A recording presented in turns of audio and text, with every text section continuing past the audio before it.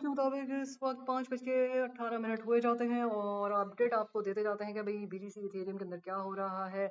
BTC जो है वो एक सिमेट्रिकल डेफिनेटली ट्रायंगल के अंदर आपको नज़र आ रहा है और ये ट्रायंगल इस वजह से क्योंकि अगर इसमें प्राइस किसी भी ईदर साइड यानी अप साइड या डाउन साइड जो है वो आपको ब्रेक करती हुई नजर आएगी या ऊपर की तरफ या फिर नीचे की तरफ। अब ज़्यादा इसके अंदर चांसेस क्या है क्योंकि मार्केट जो है वो काफ़ी टाइम से ऊपर है इसकी प्राइस और कोई हेल्दी करेक्शन जो है अभी तक नहीं आया। जैसे पुल बैक्स स्मॉल पुल बैक्स जो हैं वो बिल्कुल आए हैं, लेकिन जो एक अच्छा खासा हेल्दी करेक्शन हम लोग देख रहे हैं 112 114 के एरिया में, तो वो अभी तक पेंडिंग है जो कि बिल्कुल जो है हो सकता है पॉसिबिलिटी। अब इस सिमेट्रिकल ट्रायंगल के अंदर अगर हम 4 आवरली देखते हैं तो 4 आवरली के हिसाब से अगर के डेफिनेटली इसके अंदर होल्ड नहीं कर पाई पोजीशन, इथेरियम जैसे आप देख रहे हैं कि इथेरियम 3550 का लेवल 4 आवर के अंदर अगर मेंटेन नहीं रहता तो फिर डाउन साइड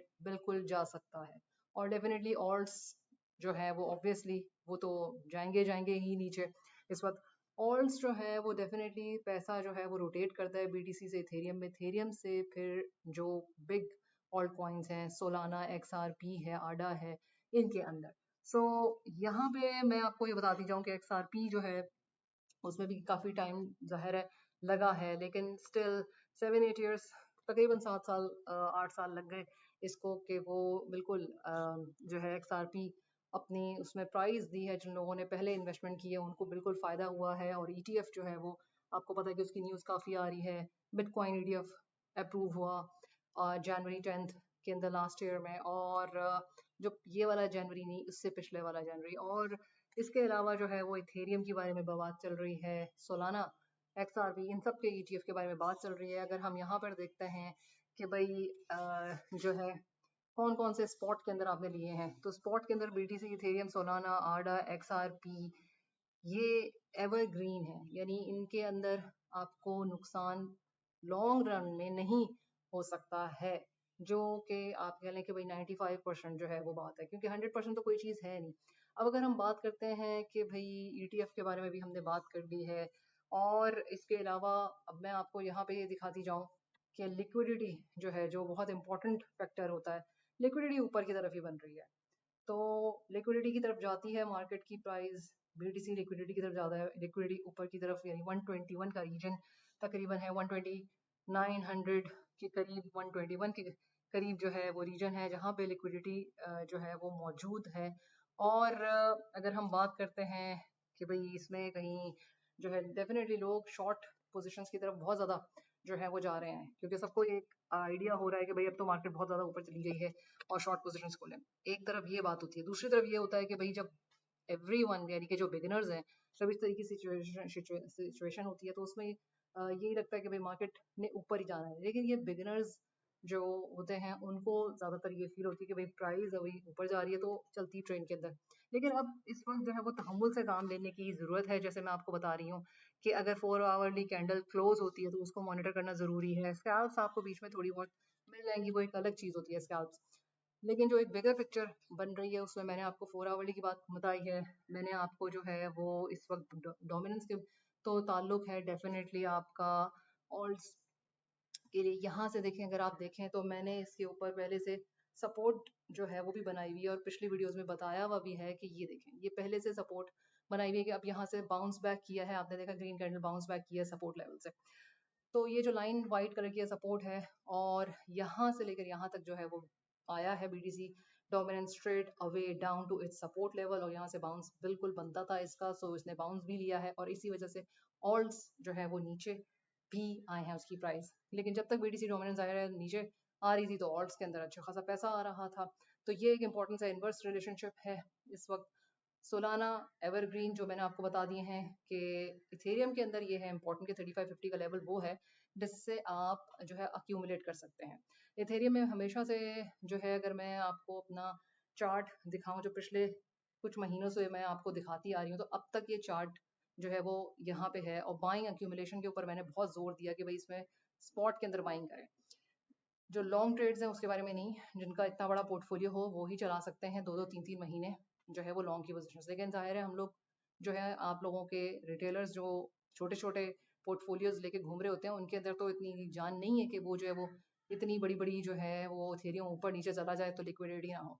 तो इस वजह से इथेरियम की स्पॉट की इम्पोर्टेंट बाइंग थी जो मैंने अपने इंस्टा के ऊपर व्हाट्सएप के ऊपर डालती रही हूँ। ये चार्ट इंपॉर्टेंट चार्ट है ये, और इसको दिखाती रहूंगी। और जो फाइनल इसके टारगेट्स हैं वो 3.94 के हैं।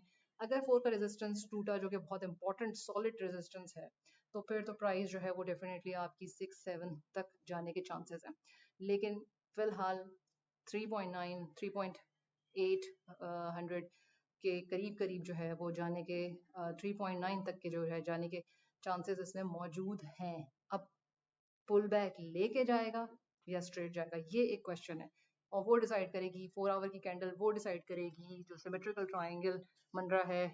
जो आप मार्केट के अंदर अगर कोई ऐसी न्यूज़ आ गई, पॉजिटिव न्यूज़ आ गई, तो डेफिनेटली नेक्स्ट वीक वेनेसडे को जो है वो ट्रम्प ने भी कहा कि भाई आप सर जो है वो यूएस ने किस तरीके से बाइंग करनी है, किस तरीके से जो है वो बीटीसी को रिजर्व बनाना है, उसका जो भी उनके अपना मेथड है वो उसके सामने पेश किया जाएगा नेक्स्ट वेनेसडे, यानी नेक्स्ट वीक इम्पॉर्टेंट वीक है ये।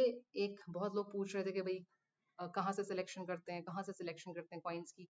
कॉइन मार्केट कैप है, यहाँ से सिलेक्शन करते हैं और यहाँ देख सकते हैं, इसको स्टडी करें। इसके ऊपर और भी वीडियोस बनी हुई हैं, वो भी आप देख सकते हैं यूट्यूब के ऊपर।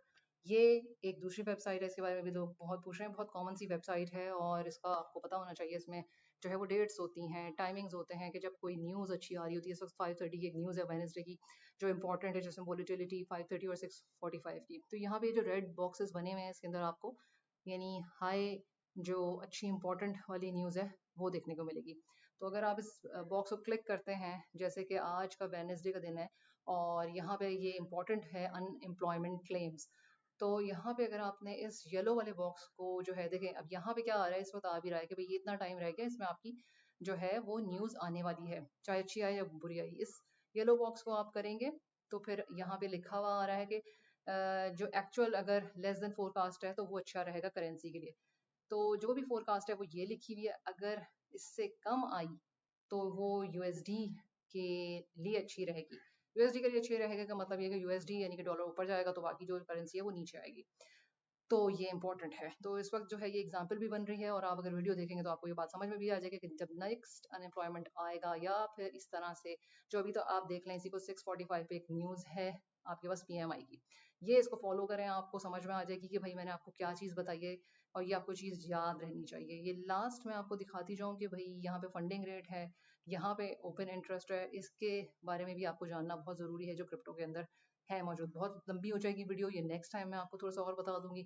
लेकिन इस वक्त सिमेट्रिकल ट्राइंगल के ऊपर जो है नज़र है।